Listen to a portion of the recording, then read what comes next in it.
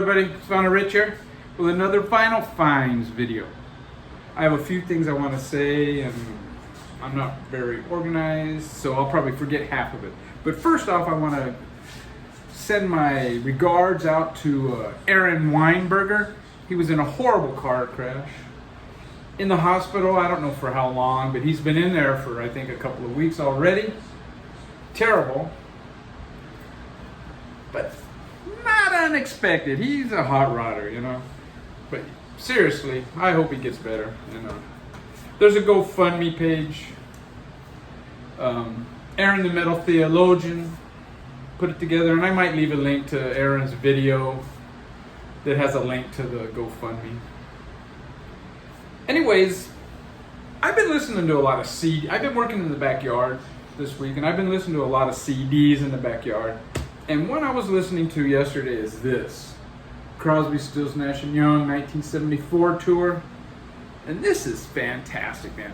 Disc 1 starts off with Love the One You're With. And it's probably the weakest song on the first disc. After that, it goes into Wooden Ships, Immigration Man. Graham Nash, I always felt his songs were probably the weakest on the Crosby, Stills, Nash & Young albums. But man, he's got a great voice.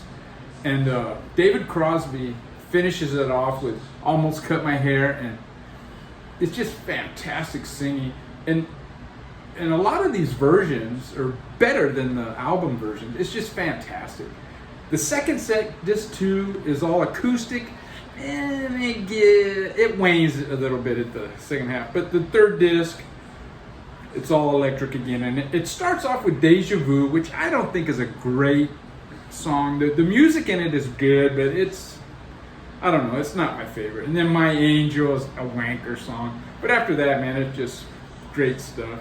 And disc 4 is a DVD, and I'll just show you, man. It's a pretty cool set here. Yeah, I've been listening to CDs. And look at these. These are some tapes or mixed tapes that Vinyl Rich made back in the day. There's the song list. Dance one. It's all dance music. Whoa. Salt and Pepper. Push It. Gonna Make You Sweat. CNC Music Factory. Super Freak. Rick James. And there's a part 2. Then listening to some Pink Floyd. This is the early singles. I think this actually came from a box set of theirs. It had their first, I don't know how many albums, and this is one of the discs that was in it. And then also this one, the early Pink Floyd, the early years, 67 to 72. Kaleidoscope is another one I was listening to. Quicksilver, a lot of 67, 170s here. Terry Reid, side 1 of this is fantastic. Now onto the records. I showed my 5 record store day purchases last week. They didn't have the Ramones. It was sold out. And when I got home, I went to the In-Groove and ordered it. And it came in yesterday. Pretty cool. It's a 1980 tour. They do some songs that they really didn't perform, I don't think, after this tour. So that's why I picked it up. There's been a lot of Record Store Day Ramones releases. I bought one live at the Roxy, maybe 77 was it? And I passed on all the other ones since. I mean, a lot of it's the same thing over and over, but I thought I would get this one. The cover, I don't think is all that great though. I mean, Red Light is not the best to shoot in. And yeah, I would have rather had a big single shot, but whatever. And it's on that Sire Records. Now, that said, I have a little comment, 2 comments about Record Store Day. I mean, last year they did the 3-drop thing because of COVID, which made no sense. I mean, oh yeah, there's a pandemic, so let's go out and meet 3 times instead of the 1. This time it's 2. And I don't know. It just reeks of greedy bastards. But the other comment is a lot of people complaining about the prices, and for the most part, I disagree. This one was $21.99. It's not bad, man, for a new album. The Cro-Mags I got, it's $23.99. The Sisters of Mercy, $21.99. This is a 2-record set. It's only 3-sided, but still, $21.99. Miles Davis, $23.99. You got the Beastie Boys, $24.99. And the only one that was overpriced is the Small Faces, $29.99. That's a lot of money, $30 for a single record. Now, that said, let's go on to the rest of my finds. Otherwise, this video is going to be too long. I just watched a Ryan Kidd video, and he showed some comps. And I got a comp here, and it's on Triple B Records. The Triple B Records presents the First 100 compilation. And I guess it's their first 100 releases. And it's not that great. I mean, I guess it's great, but for me, it's all too samey. I mean, I can't distinguish one band from the next on most of this stuff. And I don't know, I haven't gotten through it, to be quite honest. And I've had it for a couple of months now. This is what the sleeves look like, and I think it's on black vinyl. No.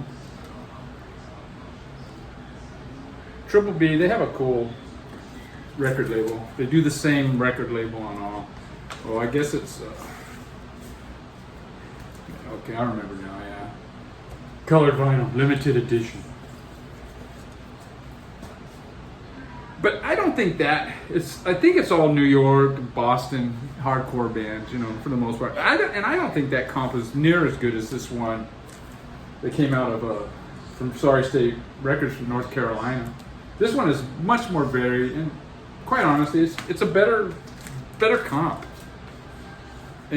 Or this one here from Detroit, Mutations from the Motor City. This is much better too. So I was a bit disappointed, but I should have known better. I mean, I'm familiar with Triple B Records. I don't buy most of their releases because it's just not my thing.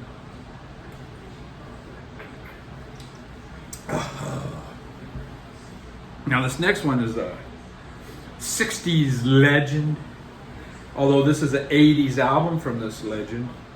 And it's Sky, Sunlight, Saxon, Firewall, Destiny's Children. I have another 80s, it's a live one with him, playing with the McDonald Brothers of Red Cross. And this also has Roy McDonald playing drums on all the cuts. It's got Mars Bonfire, the dude that was from Steppenwolf, playing cheesy keyboards, it says. Yeah, but it's also got dudes from The Forgiven, Rich Coffey from The Forgiven, and Peter Case is on here, Steve Wynn from the Dream Syndicate. A good LA cast from the 80s, from those Paisley Underground, and just from the 80s scene. And it's a good record, man. It's some of the songs, they get into a groove, and it's you know how he is, but it's very well done, and I thoroughly enjoyed it. And it's on that PVC record label. I highly recommend the 80s Sky Saxon stuff if you see it, man. Now this next one is a reissue, and I would say it's a 5-star, 4.5, 5-star psych album, and it's the Music Emporium. I can't afford an original, so I finally got this on Sundays Records, and it's really good, man. It's a 2 dudes and 2 broads. The bass player is a female, and the drummer, a really good drummer. The guitar player is really good. The lead singer plays organ, And yeah, it's really got some really good psyche, organ, guitar psyche. It does have some wanky, kind of mellowy stuff. Like I think it's Gentle Thursday and Winds Have Changed. They're kind of a little too hippy dippy, I guess Bobby Gass would call it. But overall, man, it's a fucking good psych album. But if you're in Canada, I wouldn't pay for shipping. And I'll pull it up. It's very heavy vinyl. Music Emporium, very good 69 psych album. Now this next one is a favorite of mine from the 80s. It's Death in June. And this is a 12-inch. On side one is The Calling. This came out in 84. I have an album of theirs that came out in 85. And these 3 songs are on that album. But this version of The Calling is completely different than the version on the album. The other 2 songs, she said Destroy and Doubt Till Nothing. I'm not so sure. They're very similar. They could be different versions, but they are done similarly. But yeah, really cool 12-inch. Bought this used on NER Records. I don't know if you can see that. Got that at Going Underground Records. And I got these next 2 used at Going Underground Records. And Rob from Manchester is the reason I got these. And it's The Jam, their second album. This is The Modern World. Came out in 1977. This was their second album that came out in that year. I mean, I've heard these albums. I don't have any of them. I do have like a double DVD set of their best, like videos of their best songs or their MTV videos and whatnot. This album I don't think is as good as their first. It starts out strong, but then it gets a little bit samey. Really cool shot of the band on the back. And a very cool shot too on the front. And this is on Polydor. I think these are, this is made in England. And I got All Mod Cons, their third album. This came out in 78, I believe. Yeah, 78. This is a better album than the second one. And this is a promotional, at least has a stamp. It starts out really good, man. All Mod Cons and To Be Someone. Mr. Clean is good. David Watts. English Rose, I guess is a very popular song, but I find it a bit, I don't know, wankery. In the Crowd. Side 1 is really good. Side 2 I don't think is quite as good. But I do like a Bomb in Wardour Street. I think that is a great. And Down in the Tube Station at Midnight. It ends really great. Really good album. I mean, it's not the best album of all time, as some people seem to think, but it's all a matter of taste. And again, this is on Polydor. And this one is dusty. It's got some dust on it. Next one is a new record I bought, and it's on Neon Taste. I bought an album, I can't remember the name of the band now, on Neon Taste Records. And I was looking through their catalog, and this band here kind of stuck out like a sore thumb. Bootlicker. Look at that, man. That's a bootlicker right there, you know? And it's a Oi, modern, new record. Very good, man. And I think this just came out this year. And it doesn't really say anywhere. Very plain labels. Vancouver, yeah, that's what I thought. Vancouver's only rock and roll label. Neon Taste, okay. The label's from Vancouver. I believe that's where Chain Whipped is from. Recorded 8-1 by Trevor, BC, Canada. So yeah, it came to this little book that looks like, this looks like do it yourself, DIY, you know. Very cool. Now this next one I bought because of one person in the VC, and that's Stevie's vinyl. I did a video kind of a tribute to him or a shout out to him video a little bit back, and he suggested this album. If I, because I've been showing some Japanese hardcore that I've been buying, and he suggested this record, and man, it's brutal shit, dude. I guess it's Zoyu. I don't know how you pronounce this shit, dude. And there, you can see the band right there.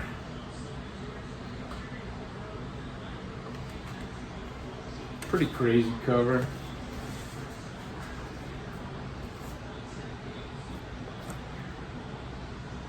Really cool. Insert, typical insert, with the words and photo collage. But yeah, very cool stuff, man. Very cool stuff. And the last one here is something I ordered. I haven't been ordering much. I kind of cut back because here the temperatures, it's 100 plus almost every day, and I'm gonna wait. But I do have a couple of things that were pushed back till August. I ordered some stuff that's coming out in October, so I thought that would be cool. But this one came a couple of months ago, and it's Nod, easy to build, hard to destroy. It's a double album it's like a comp of some of their earliest stuff, and it's fantastic, dude. Just really cool photos. Kind of droney. They're it's on Rocket Records. Side A and B, and this is side C and D. They're kind of all their releases are different, and it's kind of droney, kind of like that German krautrock, I guess you would call it. But it's, I don't know, man. They're hard to describe. And I got a couple of singles. I might as well show them. What the fuck? I got a bootlicker. This is a reissue, I believe, of their earlier record. Got the word. Pretty crappy picture there. There you go, man. Bikini girls with machine guns, but I don't think that was a machine gun. Look at this thing there, dude. Neon Taste Records, pretty cool label. Yeah, that's pretty cool. And this one just came yesterday. Thought Control, Not for the Weak Records. Another hardcore. And this is pretty cool. Pretty cool label there. It's on really nice green vinyl. This came with a button that just says TC. For me that's pretty useless, but I guess it's cool. It came with all this other stuff. Out Now, little, and then some stickers, and I don't know, just a bunch of junk. Anyways, take care. I hope Eric gets better. Take care, everybody.